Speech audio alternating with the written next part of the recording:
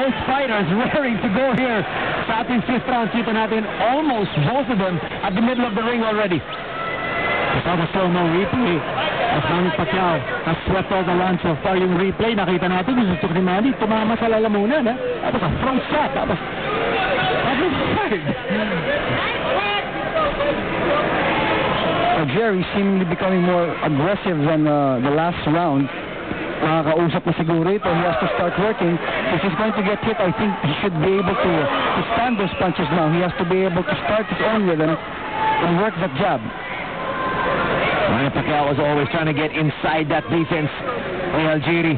When you hear the corner of Chris Algieri telling him to let go of that right hand, that has been the weapon where he has had the most success. That left sumama doon sa glove ni Algieri. Trying to go to the body now with Algieri. Just a quick reminder there from Rodriguez about the height of the punches.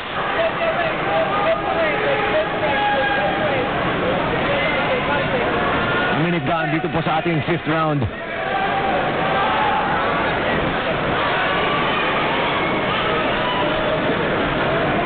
And Algieri, patuloy pa rin yung kanyang pagkagalaw.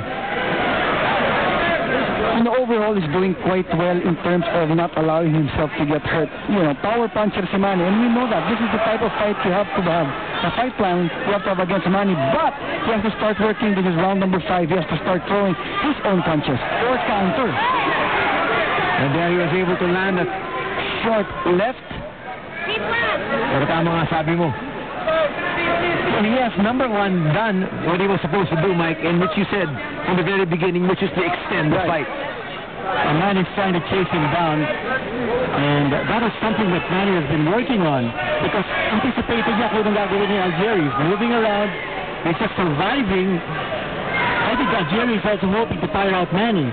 Maybe he can pick it up. Algieri maybe can pick up the pace with the later rounds when Manny's not as fresh, because ito talagang pinapagod si Manny. That movement to the left is something that they prepared for, the jab and then move to the left from Algieri to get away from that left hand of Manny. No? That is why when you look at the training of Manny, he added that right hook to the body, no? to negate that movement to the left. So it's really the strategies that are working in this fight, but not everybody is privy to. Kitang-kita nga natin, you know, the fight game has really evolved, guys, in terms of their preparation for the fight, in terms of scouting,